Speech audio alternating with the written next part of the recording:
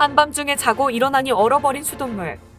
집안이 너무 추워 수도관의 동파를 막기 위해 수돗물을 틀어놓고 잤지만 그 수돗물마저 얼어버렸다. 사진을 찍은 장소는 놀랍게도 일본의 집안이며 평범한 주택의 실내 주방의 싱크대에서 벌어진 일입니다.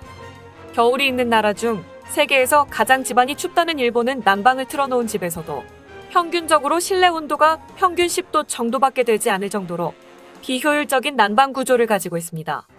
때문에 일본에서는 매년 1000명에 가까운 사람들이 난방을 틀어놓고도 집안에서 얼어 죽고 있습니다. 따뜻한 온돌 난방을 사용하는 한국인들은 도저히 상상도 못할 일이 매년 일본에서 발생하고 있는 건데요. 아무리 그래도 일본이 말도 안 되는 일이 벌어지는 나라이긴 하지만 어떻게 난방까지 틀어놓은 집에서 사람이 얼어 죽을 수가 있는 거냐? 조회수 뽑아 먹으려고 말도 안 되는 소리를 하는 거냐? 라고 생각하실 수도 있겠지만 놀랍게도 실제로 그런 어처구니가 없는 일이 벌어지는 나라가 일본이라는 나라입니다. 이번 시간에는 믿기지 않을 정도로 충격적인 일본의 난방의 현실과 일본인들이 한국의 난방을 보고 경악을 하며 일본에도 한국의 방식을 지원해달라고 하는 충격적이고 놀라운 이유에 대해 자세히 알아보겠습니다. 밖은 추워도 집 안으로 들어오면 따뜻한 온돌방이 맞이하는 한국의 평범한 가정집. 아무리 몸이 춥고 시려도 집 안에만 들어오면 금세 따뜻하게 몸을 녹여주는 한국의 온돌 난방은 전 세계에서 가장 우수한 난방이라고 할 수 있습니다. 우리 조상님들의 지혜와 현명함이 엿보이는 온돌 난방은 한글과 더불어 우리 조상님들이 남겨준 최고의 유산이라고 말해도 과언이 아닙니다.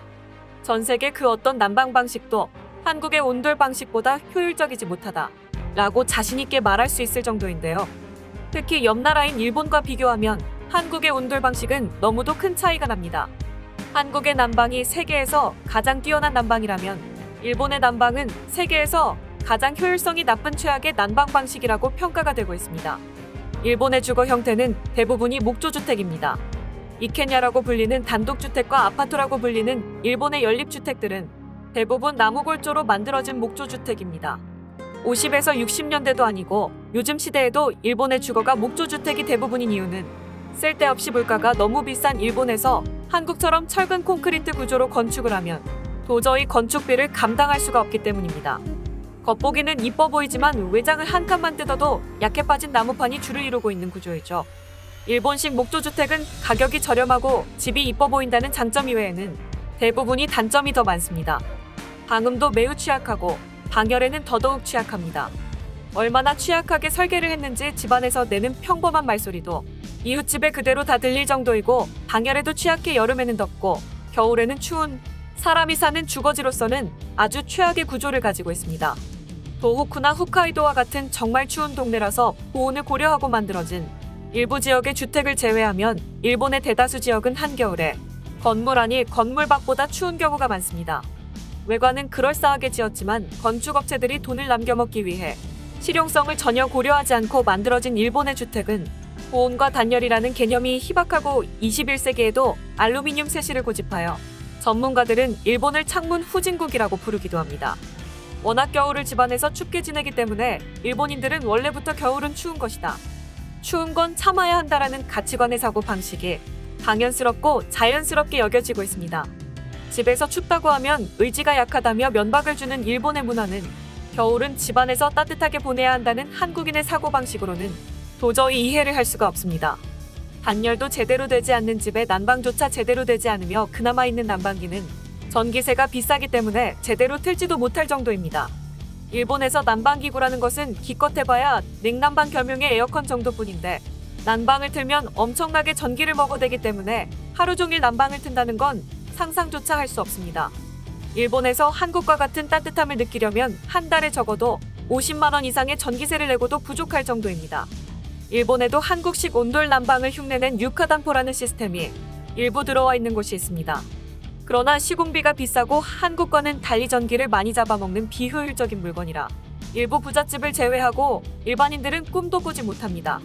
일부 한국인들이 일본 감성이라며 좋아하는 코타츠는 테이블에 담요를 덮어 안쪽에 작은 전기 히터로 테이블 안쪽만 따뜻하게 해주는 온열 기구인데요. 집안이 춥기 때문에 이런 물건이 없으면 일본인들은 도저히 버텨나갈 수가 없습니다. 일본인들은 세계적으로 목욕을 좋아하는 것으로 유명한데요. 집안 욕조에 물을 받아놓고 물을 데워주는 기계를 설치하여 매일 욕조에 들어가 뜨거운 물로 목욕을 합니다. 일본인들이 깔끔한 것을 좋아해서 목욕을 하는 이유도 있겠지만 일본인들이 매일 욕탕에 들어가 목욕을 하는 가장 큰 이유는 집안이 추워서 뜨거운 물로 몸을 데우기 위해 목욕을 하는 것이 가장 큰 이유입니다.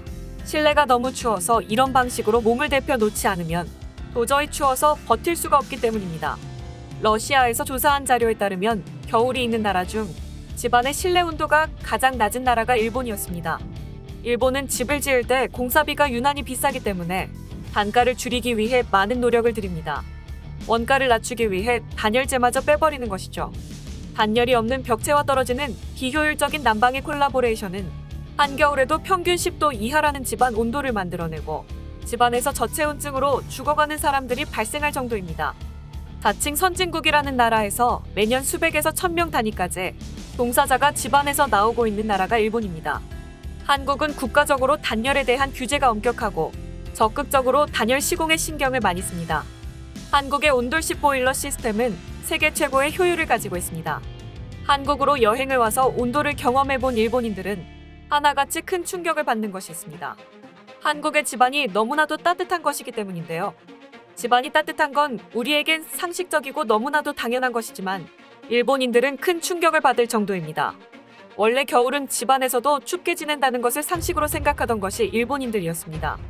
집안에서 따뜻하게 지내는 한국인들을 본 일본인들은 지금까지 일본의 방식이 잘못되어 있었다는 것을 하나둘씩 깨닫게 됩니다.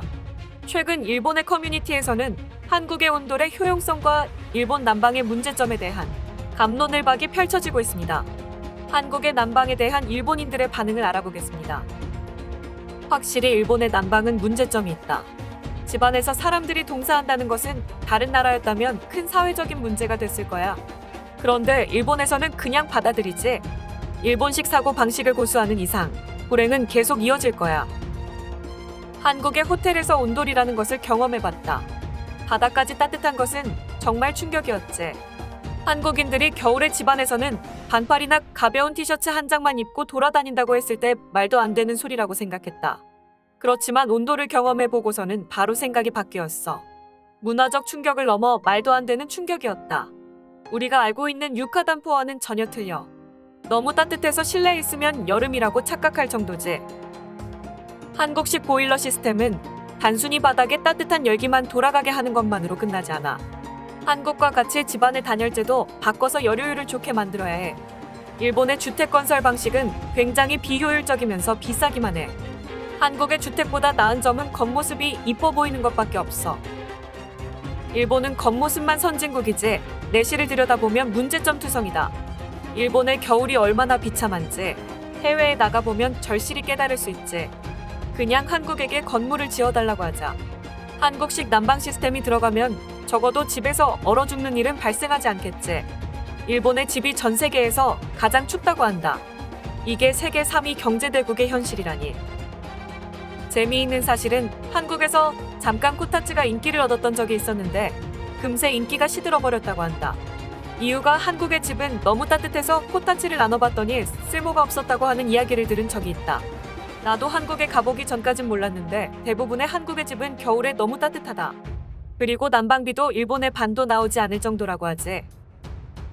최근에 한국과 일본을 비교해보면 일본의 삶이 훨씬 끔찍하다는 생각이 든다. 한국인들은 일본보다 월급도 많이 받고 난방비가 훨씬 저렴하다. 가스보일러라는 시스템을 이용한다는데 일본보다 저렴하면서 집안은 24시간 따뜻해. 객관적으로 봐도 일본인들의 삶이 한국인보다 행복할 수가 없다. 월급도 한국이 높고 난방비도 적게 들어. 그러면서 집안은 훨씬 따뜻해. 일본은 어딘가가 근본적으로 잘못되어 있는 나라 같다. 자존심을 버리고 한국의 요청에서 기술 지원을 받자. 이제는 일본이 선진국이라느니 하는 쓸데없는 자존심을 버리자. 일본은 생각만큼 대단한 나라가 아니야. 등 여러 반응이 있었습니다. 일본의 공영방송 NHK의 보도에 따르면 겨울철 일본에서 발생하는 동사자 중 40%가 자택에서 동사한 것으로 통계 자료를 발표하였는데요. 특히 노약자일수록 취약하다고 밝히고 있습니다. 원래 겨울에는 집안에서 동사자가 발생하는 것이 자연스러운 현상이라고 생각하던 일본인들은 처음부터 당연하다고 생각되니 자신들이 불행하게 살고 있었다는 것도 몰랐지만 한류가 퍼지며 한국을 경험해보는 사람들이 늘어나면서 자신들의 삶이 뭔가 문제가 많았다는 것을 깨닫는 사람들이 하나 둘씩 늘어나고 있습니다.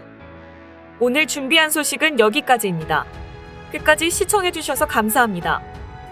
영상이 마음에 드셨다면 구독과 좋아요를 눌러 응원 부탁드리겠습니다.